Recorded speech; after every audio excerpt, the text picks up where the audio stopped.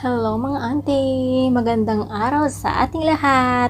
At dahil spring na nga ay naisipan naming maglakad-lakad sa may ilog dahil malapit lang naman ang ilog dito sa amin at habang kami ay naglalakad ay nakakita ako ng maraming lumot.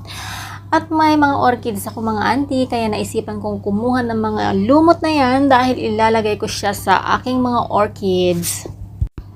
Maganda yan ilagay sa mga paso-paso at lagyan ng halaman para maging healthy ang ating mga halaman, mga auntie.